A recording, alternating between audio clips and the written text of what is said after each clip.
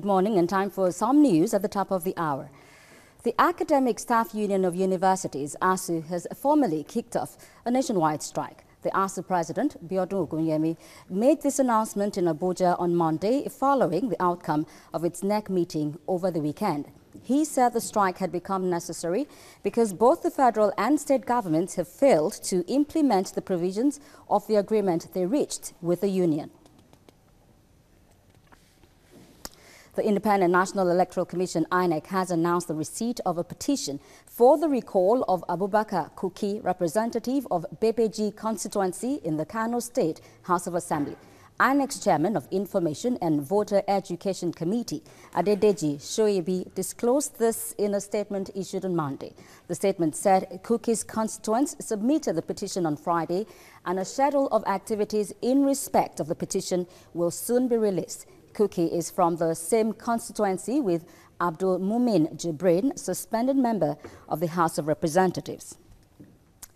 Kabiru Ajoto has been elected Speaker after the impeachment of Justin Okonobo by members of the Edo State House of Assembly. Ajoto says Okonobo was removed by 19 members and stated that the exercise followed due process. Meanwhile, the former Speaker claims his impeachment was illegal and ordered the suspension of those involved in the exercise. The House accused Okonobo of shutting down the Assembly to attend his son's graduation in the United States. He was also accused of running the House like a private enterprise and awarding contracts without due process. The embattled National Legal Advisor of the All Progressives Congress, the APC, Muiz Banire, on Monday failed to appear before the disciplinary committee set up to educate on allegations of anti-party activities and misappropriation of campaign materials and logistics leveled against him. The committee had summoned Banire to appear before its sitting by 10 a.m. on Monday at Bishop Age Memorial School, Ilasamaja Moshi, to defend allegations contained in the petition written against him by 2 members of the party in the area. In his introductory remarks, Chairman of the committee, Bolaji Abbas, said the function of the committee was simply to examine the allegations leveled against Banire by concerned members of the party. And an appeal has gone to the Ogun State government to consider prioritizing eye care services in its health care delivery program, as most people with eye problems lack financial backing to actually take care of themselves. A consultant ophthalmologist, Oladapo Awodein, made this known during a free eye care screening and treatment organized for residents of Shagamu. He urged governments at all levels to ensure that proper eye care treatment is available for the people in order to reduce the increasing number of blind people in the country. And that's the news. Well, thank you so much, Fadi Shola, for that.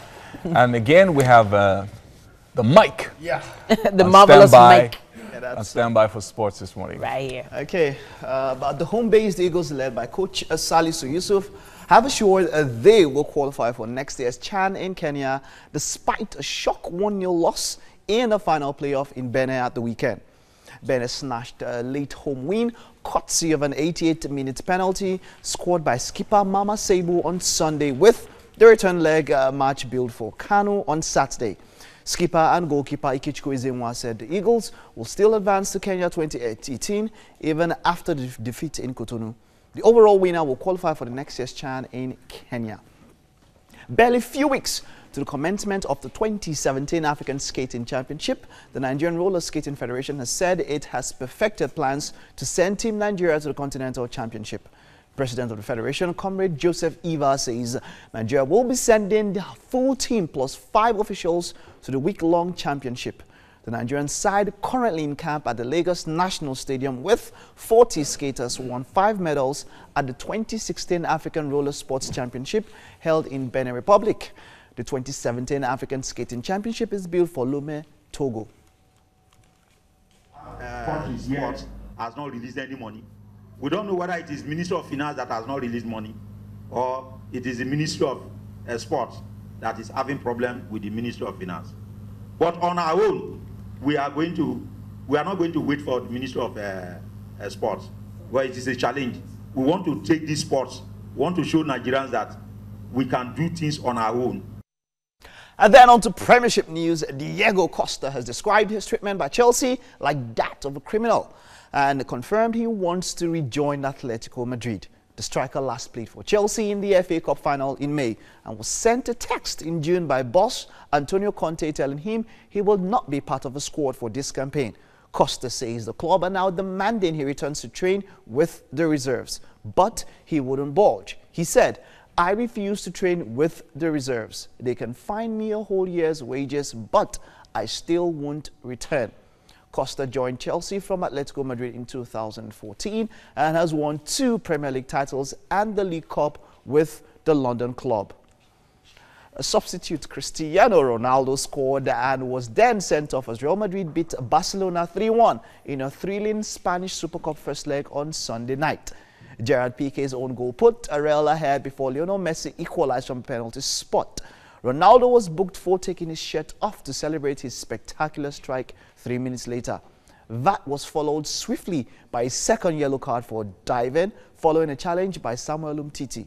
Marco Asensio wrapped up the victory for Real with a brilliant finish in the 90th minute, condemning new Barca boss Ernesto Valverde to defeat in his first competitive match at the Nou Camp. Both sides will play the second leg at the Bernabeu on Wednesday. And then, of course, on to athletics. Legend Usain Bolt says his career as a sprinter is definitely over. The 30-year-old Jamaican took a last lap of honor at the London Stadium on Sunday night before telling the media he was not having any second thoughts about retirement. Thousands stayed behind after the final event of the World Championships so they could honor the greatest sprinter of all time. And Bolt was presented with a section of a track from London 2012, the Olympics at which he won both the 100 and 200 meters, a feat he matched in 2008 and 2016. Montages of his most famous moments played on the big screen before the 30-year-old circled the stadium to unrelenting applause, clapping the fans back in return. And then on to golf. Justin Thomas won his first major with a thrilling 2-shot victory at the US PGA Championship at Quail Hollow. Thomas made 6 birdies in his first round, including a spectacular effort on the 10th and 13th holes. The American trail leader Kevin Kisner by 2 shots going to the final round, but hit a 3-under par 68 to win on 8 under. And that's it that we have on sports. Yomi and Titi. Yes, sir. Thanks so much. Maybe we'll go and play golf somewhere or something. We should catch up with golf. President Trump and... Yeah, that's a big boys game. Okay. Thanks so much, Mike. Thank you. So we're going straight to the papers again this morning. And a lot of the papers are reporting about the ASU strike. And maybe Titi wants to start with... Yes, let me start with the Daily Sun here. Exams, other activities stalled as ASU goes on strike. Honestly, it's on every cover this morning, and it is a source for concern. The big headline here is Nigeria's oil doom. Buhari earns $58 billion in 27 months to Jonathan's $454 billion in 6 years. Wow. That's some interesting big. Statistics right there. A little byline here. It says, I never stole Nigeria's money, says Dezani. You can find that on page 37. Also, we have a picture of the acting president, Yemi Osinbajo, being welcomed on arrival in the Niger State, at the Niger State Investment Summit 2017 in Minna yesterday. And also a troubling story here. A couple arrested for trying to use daughter for rituals. That's what you can find in the Daily Sun this morning. All right. And then on the cover of the Vanguard, we have the headline, Parents, Students Cry as ASU Grounds Varsities. 40 federal, 44 state varsities paralyzed. UniJust yet to comply. Education Minister still studying the situation. They've gone on strike, are still studying. We're in solidarity with ASU, but that's the Nigerian Association of Nigerian Students. And then at the bottom of the cover of Vanguard, we have Wike Dankwambo leading talks with Atiku others. that's trying to get him to run for president on the PDP platform. And then presidency replies Jonathan says Buhari took over mismanaged economy. And then on page 10, you'll find this in page 10 in Vanguard, shipper's body backs Senate's probe of missing 282 vessels. And then there's a curious infographic in front of the Vanguard here, doing a breakdown of all the issues that the federal government and ASU have raised regarding the issues that caused them to strike. Yeah. All right. Over the years, in fact. So that's what's on the cover of the Vanguard this morning, and you can pick up a copy and read it. Yes, indeed. So we're going straight to the weather this morning, and of course, when we get back, we'll have our second guests joining us.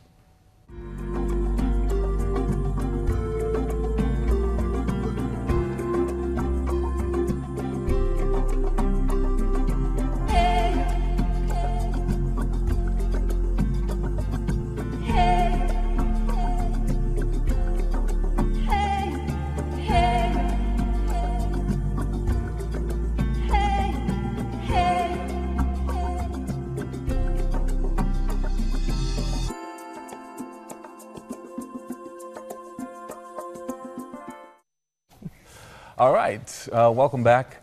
Now, in an effort to groom, recognize, and reward children who have demonstrated bravery and heroism in the face of danger and societal challenges and injustice, Dufil Prima Foods PLC birthed the Indomie Independence Day Award for Heroes of Nigeria. The objective of the initiative is to recognize and encourage these children, to encourage other children to follow suit, and generally inspire heroism in our leaders of tomorrow. All right, so right now we have Mr. Tokpe Ashiwaju and Tola Bademosi with us. Tokpe is the Group Corporate Affairs Manager, and Tola is the Managing Director of BD Consult, the project managers of the event. Thank you for joining us this morning. Thank you very much. What time did you wake up? This morning. The usual time anyway. Oh yeah, okay. You guys are corporate guys. So yeah, so they're the bosses. And in Lagos, you got to wake up like 4:35. Thank you for joining us this morning to talk about what Indomie is doing specifically about the children and. There's so much that's happened over the years. I did note that it's been 10 years now that this has been happening. You're right. So how has the experience been over the past 10 years? Well, the experience has been very wonderful, considering the fact that where we started from and where we are today, we've seen a lot of improvement. We've seen lives being turned around from, so to speak, ground zero and to a laudable state where we want these children to be. And essentially because these are children that have not been recognized or celebrated before, but they have performed some kind of heroic acts in Nigeria, and that is what the company is celebrating. Wow. Okay, so we're talking about noodles, right? I mean, these are noodles. Everybody knows. Everybody knows noodles. I mean, from way back when I was in secondary school, it just became a trend, and everybody jumped on it. But now, you seem to be the first. They're the first to in invest the Nigerian in market. Nigeria. And right. Of course, so talking about the journey, how it's been, I mean, it's been over 20 years now. Right. How has it been, and especially in when you look at the kind of market that we're in and the response that has gone for Indomie? Okay, I'll say it's been a very hard one for us. I mean, when we started bringing in noodles, Indomie noodles into the country in 1995, and our first factory was built in 1996, precisely in Ota, Ogun State. I remember that those days when our mom used to make food for us to go to school or to go to college, they had, most of them were either housewives or they had all the luxury of time to make some of these dishes for us going to school. But as time goes by, you find working mothers, and we saw the gap in that culinary aspect in Nigeria, and so we brought in noodles. We practically built that noodles industry in Nigeria, and what we have seen today is a result of hard work, consistency, and of course we continue to give Nigerians that quality taste that is desired from them, and that is what we have witnessed here today. It's not to say that maybe it's been easy, because in Nigeria today we have almost about 15 players. But of course, Indomie stands tallest in this category and will continue to give Nigerians the best quality taste that is desired. So you were talking about the fact that you built the first industry in 1996. But one of the things that people don't also know is that the factory, one of the factories is the biggest in Africa for noodles, and provides employment for a lot of people. Can you tell us a little bit about that and why that ties into some of the CSR projects that you're now working on?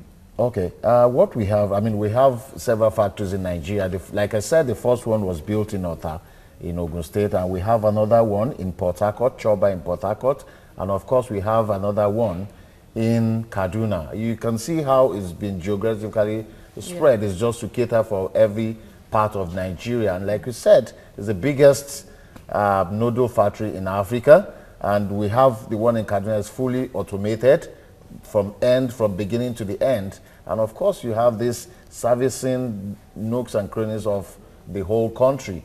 Now, what we've been able to do is that at all these factories, I mean, we've also completed a backward integration. It means that at every point in time, when we have a noodle factory, we have the flour mills, now we have the flexible packaging. So almost everything down the line has been completed for us. And I can say authoritatively that, I mean, directly we've employed almost about 10,000 direct employers. And of course, when you look at the trickle-down effects, of course, we've employed directly or indirectly almost another 30,000 to 50,000 people.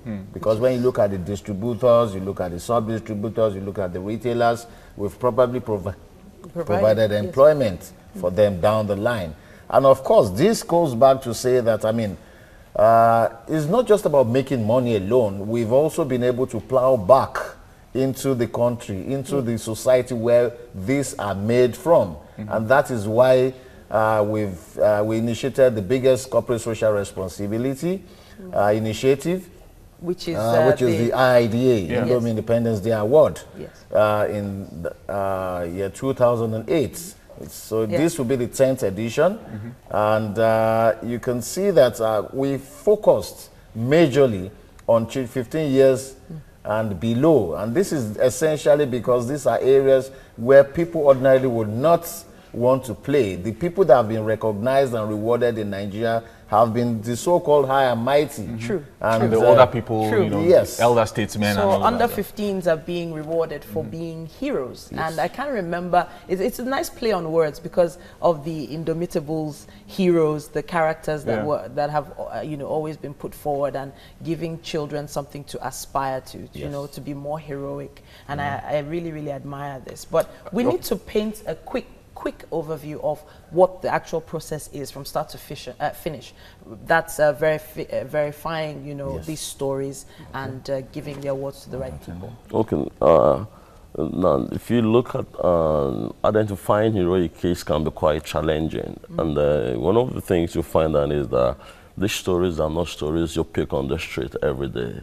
Really, I mean, we've combed the 36 states of the country more than 3 times looking for stories, and you will be shocked that there are quite some interesting kids out there who are obscured. They are not recognized, they are not celebrated, and they're not brought to the public. But they are doing things that demand recognition.